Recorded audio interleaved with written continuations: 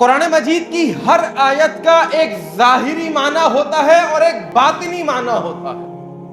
یاد رکھیے گا، وہ ظاہری معنی تک ہر کوئی پہنچ جاتا ہے. ترجمہ پڑھ لیا، ظاہری معنی سمجھ میں آ گیا، لیکن اس باطنی علم تک کوئی پہنچتا ہے. کون پہنچتا ہے؟ جس نے وقت لگایا ہوتا ہے، جس نے 8 سال، جس نے 10 سال اساتذہ کے سامنے زانوہ تلمس طے کیا ہوتا ہے، اس کے پاس ہوتا ہے باطنی علم.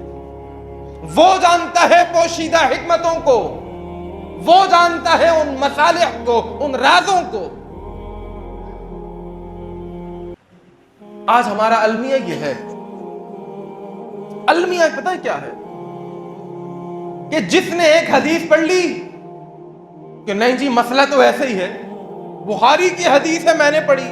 مثال کے طور پر نبی علیہ السلام نے فرمایا توضؤوا مما مست النار.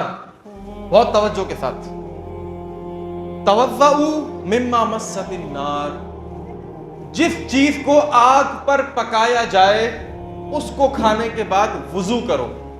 کیا بھائی کھانا آپ نے بنایا، کس پہ بنایا؟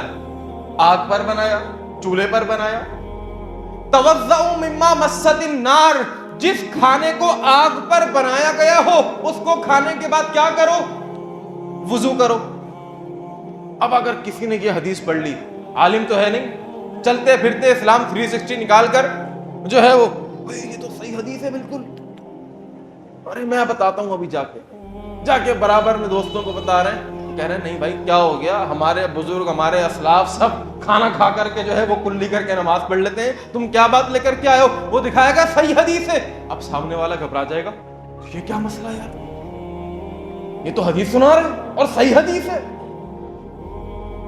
یاد رکھیے گا کہ کسی بھی موضوع سے متعلق احادیث کے سارے ذخیرے کو پڑھنے کے بعد اس پر حکم لگایا جاتا ہے.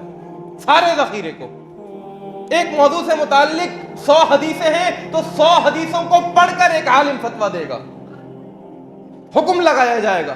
ایک عام آدمی کا کام نہیں ہے کہ ان 100 میں سے ایک کو پڑھ کے آگے مسئلہ بیان کر دیا. نہیں،